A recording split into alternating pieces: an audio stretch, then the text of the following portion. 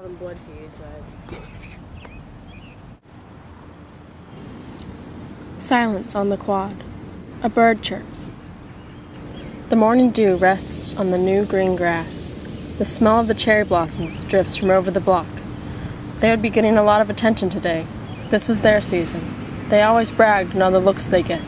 They bragged on the people watching from the cars and the girls that would stop to take their pictures. But they aren't the only ones happy this spring. I have something this spring too. I have something beautiful. Something much more meaningful than passing glances. Dinny chimes rings out above everything. It's getting early. The day is beginning. She will be here soon. I can see the first of the students, the early birds. I see the ones who are happy to be awake this early, the joggers. I can see the students who are not happy, the ones whose mandatory classes were only offered at 8. They're getting closer. It's getting later. Their numbers are growing. Soon she'll be here. Soon. Breeze shakes my leaves. It feels nice. The spring always feels nice. It's been cold for too long. 2 snowfalls this year. That's more than most. But then, the snow brought her to me. It's all I could have hoped for. I remember her bundled up so tight. She must not like the cold. I know she doesn't like the cold. She enjoys the sun too much to like the cold. I remember seeing her running from her friends. They were throwing snowballs at her. Then she ran to me. I would protect her. The snow cannot penetrate my thick trunk. She would be safe behind me. She cowered there. She leaned against me. She was so warm. She looked up at me. She saw how impressive I was, how beautiful the snow looked, resting on my branches, glistening in the moonlight. That was the night I fell in love, and I can only hope she feels the same way. I can feel the sun warming my leaves. The day is clear. There are no clouds today, no chance of rain. It's gradually getting warmer. The students are taking off their jackets. They're beginning to lie on the grass. Some of them have discs that they play with. I remember the day she came back, the first day after the cold. All the students come back. They congregate to the quad. It seems they need the sun as much as we do. She came that day.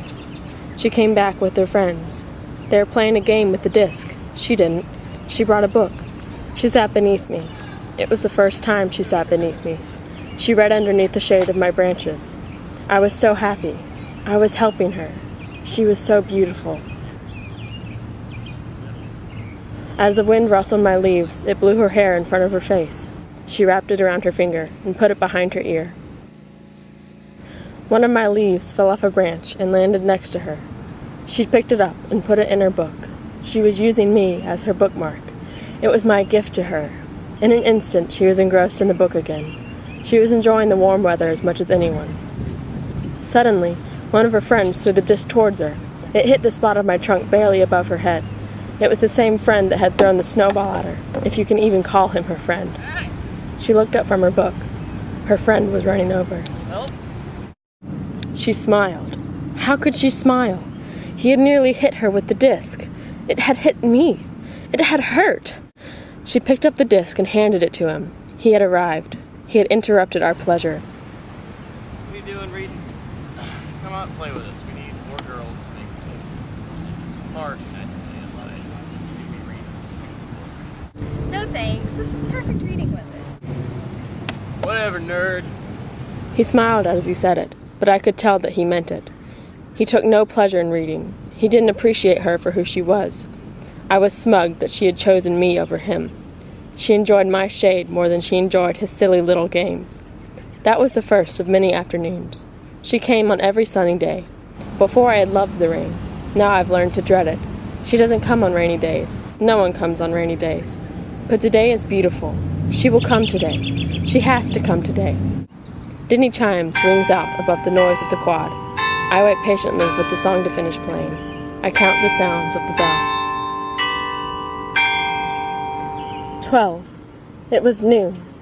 I had only 1 more hour to wait. 1 more hour, and she would be here. She always comes at 1. She always comes at 1 and reads. We've gone through many books together. She's a fast reader. She enjoys it. Sometimes, when the quad is too noisy, she reads out loud to concentrate. It's just a soft whisper, but I can hear it. I like to imagine that she knows I can hear her, that she reads to me, that she loves me as much as I love her. I can only hope. Dinny chimes once again interrupts my thoughts. It is time. It is 1. I see her approaching from her usual direction. It gives me pleasure that she comes alone. She doesn't want to spoil our time together with anyone else. She looks beautiful today. Her hair is pulled back. A few strands have fallen loose around her face. She strode right towards me. I smirked at all the other trees. None of them have a relationship as strong as this. None of them have anyone as beautiful as her. She sat down beneath me and opened her book.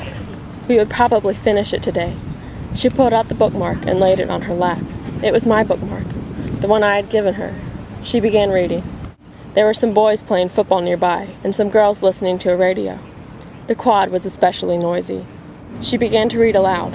Her voice is beautiful. I love listening to her. I love feeling her leaning against me. It makes me feel stronger. This day is perfect. I've never been happier.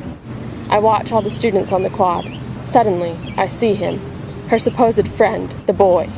He must be taking a different route to class. He's walking right by us. Maybe he won't look. Maybe he won't see us. All of a sudden, he turns his head. He sees her. A grin slides across his face. He changes direction. Oh no. I hoped more than anything that he was grinning at something else, anything else. But I knew that it couldn't be true. He was coming straight towards us. Hey, you. Hey. You reading that book again? I didn't know you was such a nerd. I think there was something wrong with you. Oh, you know me. Yeah. Anyway, you want to go get some lunch? We'll be right back. She would say no. She wouldn't leave me. She wouldn't interrupt our time together. She loves me.